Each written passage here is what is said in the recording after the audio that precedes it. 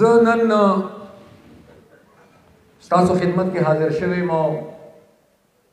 تاسو به خبرېږئ چې دې وخت کې په ټوله صوبه کې زمونږ د بیدارۍ یو سلسله روانه ده او په ټوله پښتونخوا کې یو حرکت دې وخت شروع دی او نن دا د هغې تسلسل دی چې زه ستاسو خدمت کې حاضر شوی. یو وضاحت ضرور کول غواړم د خپل میډیا لرونو په ذریعه چې دا اوس تاسو و دنیا کې ویني دا زمونږ د تنظیمونو او د ورکرانو کنونشن دي. دا جلسه عام نه دی. ان شاء الله اکتوبر او نومبر کې چې دا سلسله مکمل شي نو بیا به عوامي نشنل پارټي پورا قوت سره پورا طاقت سره ان شاء الله د الله په کرم ستاسو په مرسته په ټوله پښتونخوا کې د لویو جلسو د سلسله آغاز کوي ان شاء الله. نوې شامل شوي مرګرو ته پارټي ته پراتک په خیرالي او هرکلي مې بلکې دا تشه پارټي نه ده، د پښتنو لوی کور دی چې بنیاد باچا خان بابا یې ایښی دی. د ټولو پښتنو ته د پښتنو د لوی کور ته پراتک په خیرالي ویم هرکلي ورته ویم او مبارکي وله ورته او چې چا په دې کار خیر کې ستړی کړی دا کوشش یې کړی دی جرګې یې کړي دي د هغې ملګرو خصوصي شکریه ادا کوم. نن دلته تاسو د تحصیل صدر صاحب زمونږ د صوبایي اسمبلی امیدوار زمونږ د قومي اسمبلی امیدوار الله دې عزت وکړي هغې سلک ډېر خدمت چې ستاسو شوی د هغې ذکر یې وکړ. اول خو یو وضاحت ضروري ګڼم چې بېشکه دلته زما د خپلې پارټۍ منتخب ممبر نو نه دلته زما د قومي اسمبلی منتخب ممبر و نه دلته زما د صوبایي اسمبلی منتخب ممبر و. خو د هغې دا مطلب نو چې دا علاقه دې زه محرومه پرېږدم یا د دې علاقې دې زه برخه ونه کړم. که ممبر مې نو خو پښتونخوا خو وه پښتانه خو د پښتنو خاوره خو وه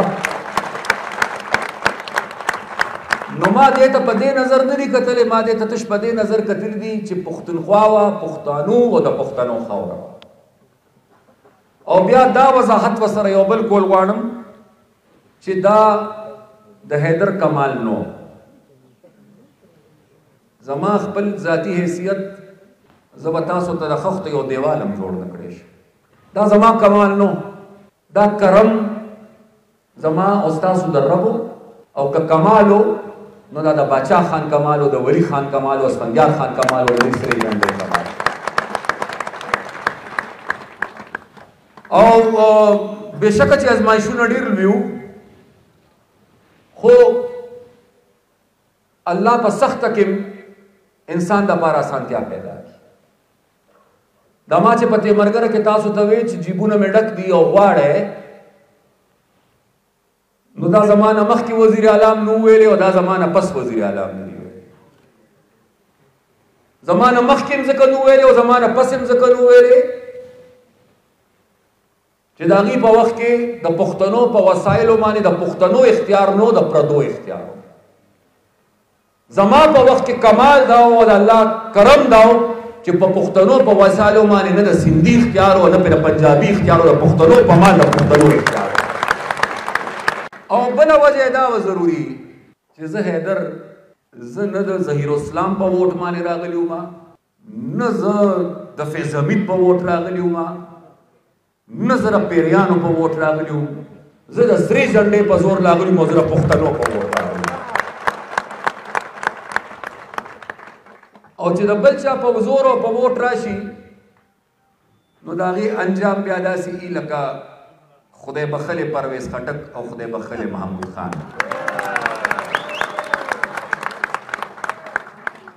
دغه فرق نو اول خدا وضاحت ما ضروري ګڼه او بل ستاسو له الله عزت وکړي چې تاسو زاړه کارونه یاد کړئ اوس زاړه پرېږدئ اوس د نوو خبرې کوئ.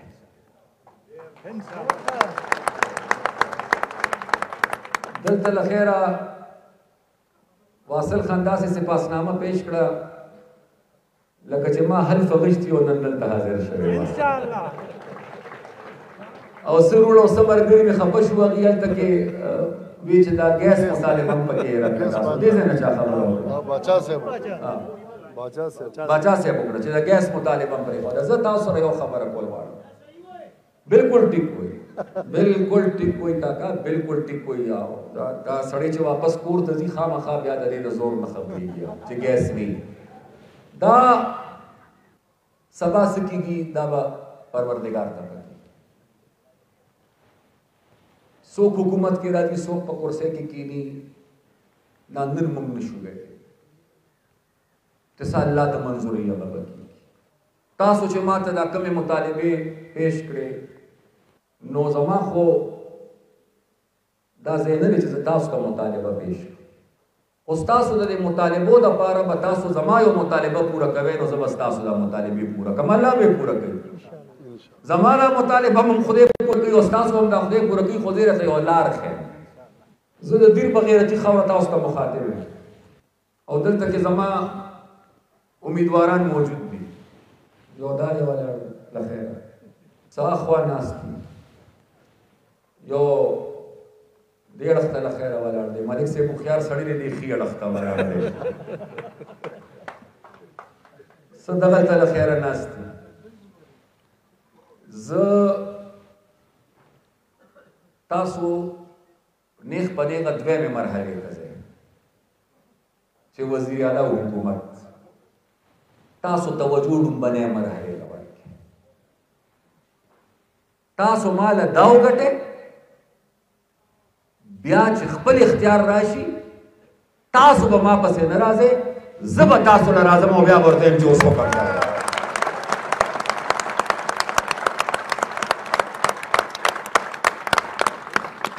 ډېرې اوږدې خبرې پرې نه کوو ځکه چې موږ ته ډېر لوی جدوجهد په سر پروت ډېر لوی جدوجهد. ما سره وخت ډېر نشته چې زه ډېره تفصیلي خبره وکړم. خو دا اتفاق دی چې غالبا ما ته اندازه داسې وشوه چې دا یو تعلیمي اداره ده غالبا او دا هم اتفاق دی چې غالبا په لږه فاصله دلته ملکنډ یونیورسټي هم ده. دا خبره زه خاص کر د خپلو بچو او کشرانو لپاره کول غواړم. نن 90 کاله مخکې چې باچا خان بابا د تحریک بنیاد کېښود نو باچا خان بابا دا خواهش نو چې هغه اسمبلی ته تل غوښتل نه اقتدار د هغه خواهشو نه منزلو. باچا خان بابا چې د تحریک بنیاد کېښود نو هغه وخت هغه دا محسوس کوله چې پښتانه من حیث القوم د تعلیم غوندې نعمت نه محروم وو او هغه ته د دې خبرې احساس و چې دا زما پښتون قام که مسلسل د دې تعلیم د نعمت نه محرومه پاتې شي نو دا نور قامونه به ډېر وړاندې لاړ شي او زما دا پښتون قام به ډېر وروسته پاتې شي. د دې قام د شعور دپاره د بیدارۍ دپاره د یو روښانه مستقبل دپاره باچا خان بابا د آزادو مدرسو بنیاد کېښود او کمال بیا دا و نن سبا خو موږ داسې خلک وینو چې پردو بچو ته وایي چې جنګ وکړي او خپل بچي یې په بل ملک کې. کمال دا و چې آزاده مدرسې جوړه کړه او د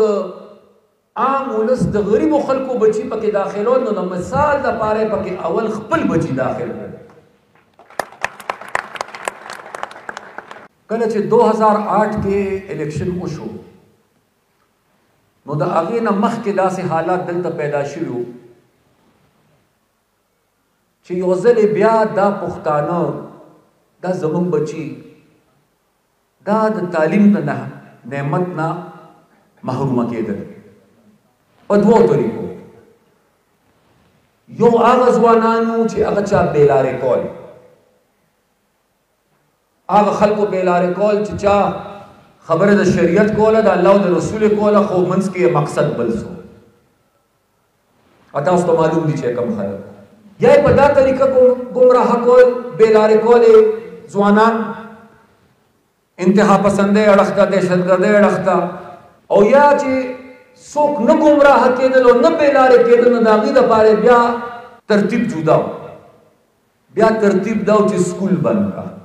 بیا ترتیب دا و چې سکول په بم والوزوه، بیا طریقه دا وه چې د سکول په بچو تشدد وکړه. خو چې هر څنګه یې، خو چې دا پښتانه دا بچي د تعلیم نه محرومه پاتې شي. 2008 کې زما دپاره هغه وخت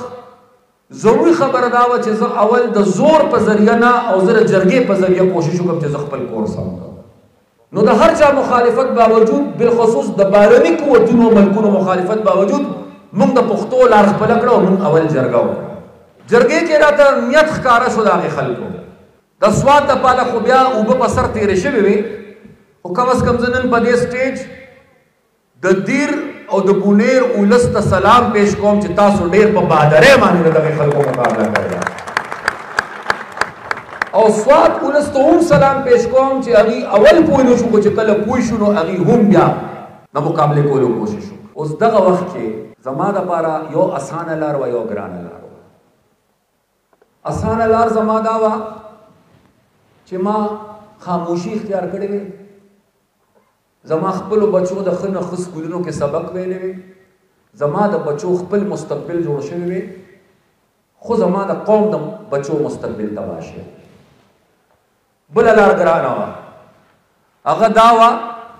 چې ما تش د خپلو بچو فکر نه وې کړی، ما د قوم د بچو فکر کړی وې او دغې خلکو سره مې نیغ په نیغه ډغر اخیستی وې او د دغې خلکو مې مخنیوی کړی او د دغې خلکو مې مقابله کړې.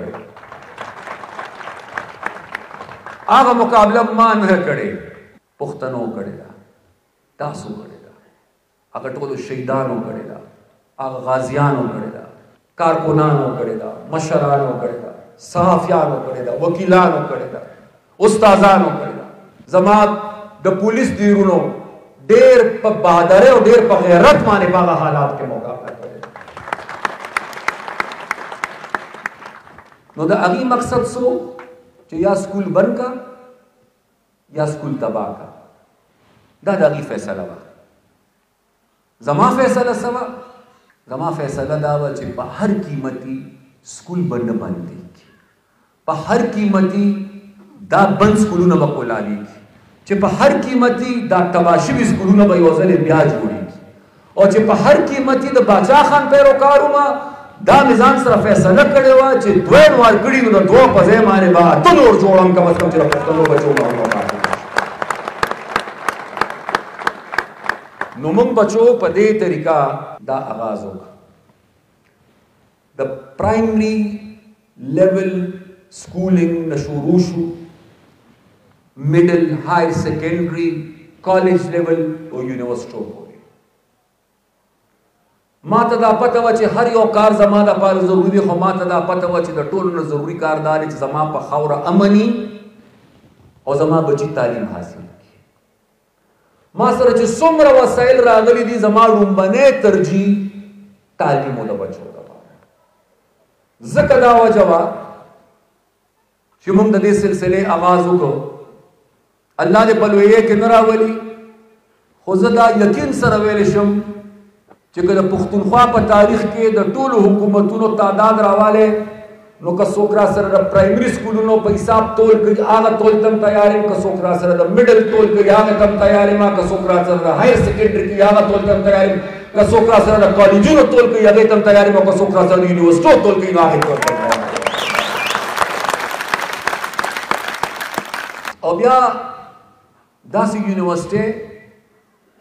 چې هغه په ډېر لږ وخت کې یو مقام او یو حیثیت ته ورسېدلی. عبدالولي خان یونیورسټي،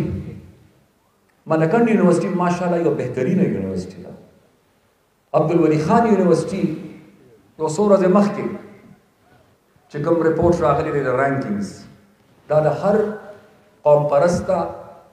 د هر پښتون دپاره فخر خبره ده چې د ولی خان بابا په نوم باندې کومه یونیورسټي ده هغه په پښتونخوا کې په 1 نمبر راغلی ده او په ټول پاکستان کې په 2 نمبر باندې راغلی. او که دا 10 کاله نه وې ضایع شوې او دا 10 کاله پکې دا بله بیماري نه وې راغلې، نو نن به تش یوه یونیورسټي زما په ټاپ یونیورسټو کې نه راتله، نن به کم از کم د پښتونخوا د 7 یونیورسټۍ زمانه پاکستان په ټاپ یونیورسټۍ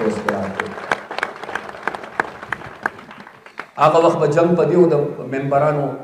چې د بجلی د آمدن پیسې دي دا په موږ تقسیم کا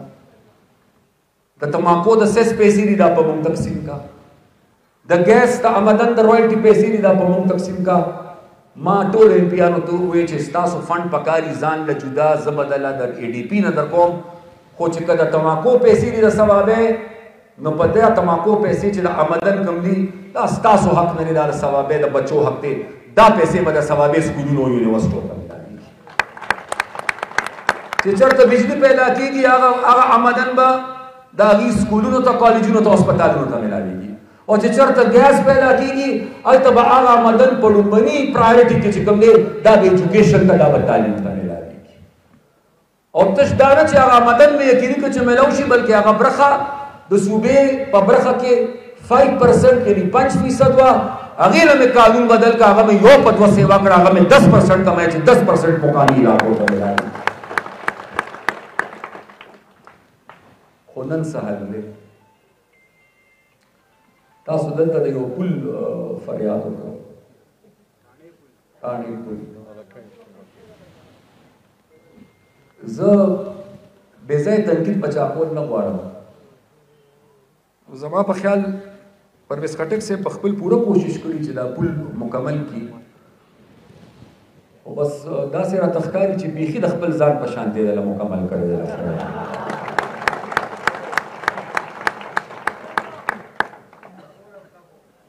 نن دا پل په خپل ځای نن نوخار کې یو یونیورسټي ده بچو زه تاسو ته وایم لږ لاړ شئ معلومات وکړئ چې کومه یونیورسټي دی په خپل وخت کې جوړه کړې وه چې نن د هغې یونیورسټۍ څه حالت دی زه نه بیانوم زه د میډیا والا هم دعوت ورکوم دې هم لاړ شي او د خپلو کشرانو ته هم چې لاړ شئ لږ د هغې یونیورسټۍ حال وګورئ دې وخت کې د پښتونخوا اکثریت یونیورسټۍ مالی خسارې سره مخامخ دي ستاسو فیسونه مسلسل لګیا دي زیاتېږي داسې نه ټیوشن فی هم سیوا کېږي ایگزام فی هم سیوا کېږي داسې رقم ما پرون یو خبر کته چې په شانګله کې د سوات یونیورسټۍ یو سب کیمپس و هغې له تش د سیاست خپل نوم کولو لپاره نه پلان و نه وسایلو نه منصوبه وه او دا موږ یونیورسټي کړه نن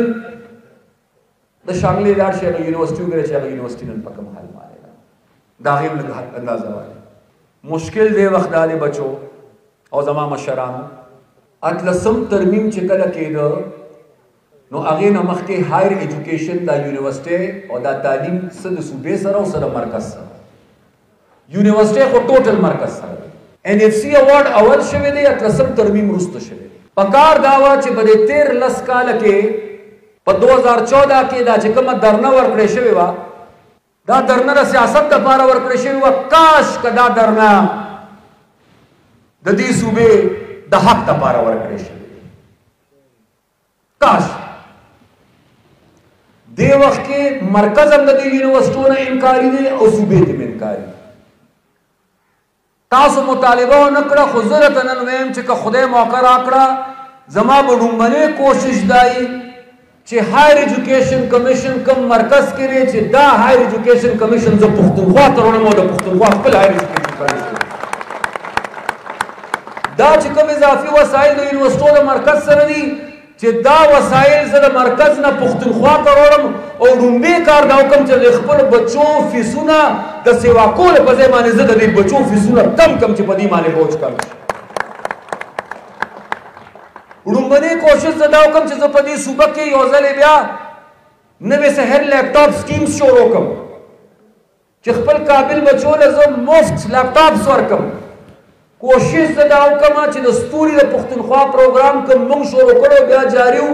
هغه وخت کې د سرکاري سکول د بچو لپاره چې کوم پوزیشن هولډرز وو هغه وخت 100,000 روپۍ زما په خیال د نن 1,00,000 روپۍ دي کوشش به مې دی چې هغه سکالرشپس ته سیوا کوم کوشش به مې دی چې په پښتونخوا په یونیورسټو کې څومره غریبانان بچي سبق وایي چې تصدیق کېږي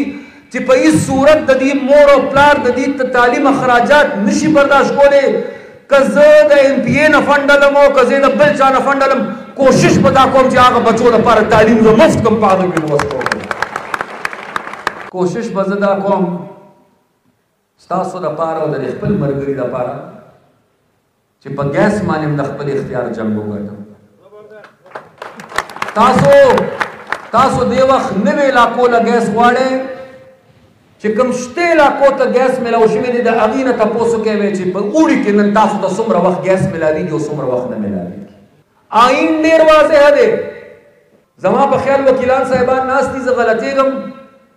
چې آرټیکل 158 دی بابر خان 158 آرټیکل 158 د آئین دا وایي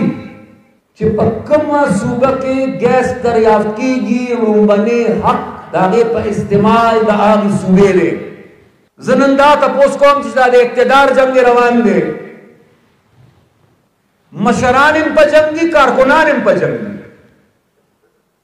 هغه د مشرانو هغه جنګ چې کوم دی لاندې راکوش. هغه ورځ ما کتل په یو ټي وي شو کې 2 کسانو په یو بل را باندې او څومره افسوس خبره ده. دا د سیاست لپاره دا قسمه ماحول زهر قاتل دی. خو هغې کې مغې ته وګورئ، بجې د دې چې دې ته بد وایي چې دا ښه کار ونه شو، هغې کې بل جنګ روان دی. یو وایي زموږ دا ملګری پرې راپاڅوه، دا بل لاندې او دا وایي نه دا زه دا لاندې او ما دا پرې راپاڅوه. نو بجې د دې چې موږ دا قسمه سیاست کې وخت ضایع کوو، چې موږ د اقتدار او د کرسۍ د سیاست لپاره دا ملک خدای مکه تباه کړو، انتشار پیدا کړو، اختلاف پیدا کړو، بے اتفاقی پیدا کړو. نو دا ضروري ده او کنه دا ضروري ده چې دغه جنگ پرېږدم، په خپله بجلی مې حق نشته دغه جنګ وکړو، په خپل ګیس هم حق نشته دغه جنګ وکړو، په خپلو وسایلو حق دغه نشته چې دغه جنګ وکړو، په خپله خاوره له یو ځل بیا اور لګوي او بیا راله پردی جنګ پر خپله خاوره مسلط کوي چې د دغه قوتونو مقابله او مخنیوي وکړو چې دا پردی جنګ راوړي او نن زما په خاوره باندې بیا مسلط کوي. دا ضروري خبرې دي او زه نن د دې لپاره ستاسو خدمت کې حاضر شوم. زه دې له نن نیم راغلی بچو، بلکل زه دې له نیم راغلی چې تاسو ته ووایم چې ولس غواړي یو ځل بیا حیدر وزیر اعلی. نه، زه نن دې له نیم راغلی بچو. زه نن دې له راغلی چې زما په وطن زما په خاوره اور بلیږي او یو ځل یې پکې بیا زما د قوم بې ګناه وینه تویږي. په هر قیمت دا سازشونه او دا جنګونه بندول غواړي. زه نن دې له تاسو له راغلی چې د پښتنو په وسایلو د پښتنو اختیار نشته، په خپلو وسایلو په خپل اختیار ګټل غواړي. زه نن دې له ستاسو خدمت کې راغلی چې په دې 13 کاله کې زما او ستاسو دا صوبه ډېره وروسته پاتې شوه، دا صوبه به وړاندې بوتلل غواړي.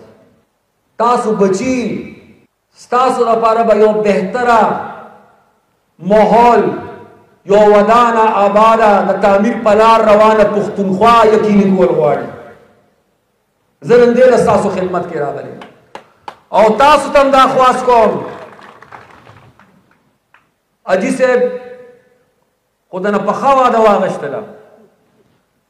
ښه پوره قسم یانې کړېله خیره، خو خواست به راته کوم ګرځې واصل خان له ووټ غواړې، حسین شاه خان له ووټ غواړې، حاجي صاحب له ووټ غواړې، ملک صاحب له ووټ غواړې ووټ، خو مهرباني وکړې تش ووټ مه غواړې، تش ووټ مې نه دی پکار بچو. د پښتنو اتفاق او یووالی هم پکار دی، پښتانه یې وکړې، په پښتنو کې اتفاق یې وکړې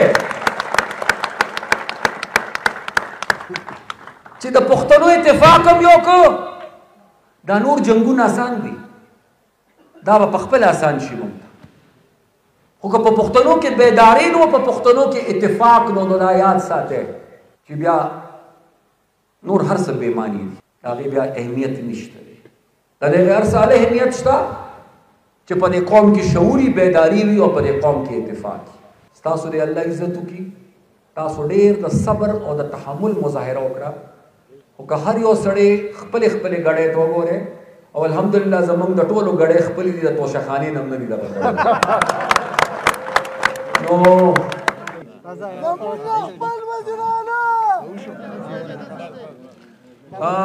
یو خواست کوم کتا نن ډېر ښه پروګرام شو بیا ستاسو شکریا ادا کوم خو انشاءالله دا زمونږ لومړنۍ جرګه ده خو اخیری نه ده انشاءالله چې موسم لږ نورم ښه شي ادینزو کې چې کلم تاسو حکم کوئ او بله جرګه به جوړو او ښه په وخت به شروع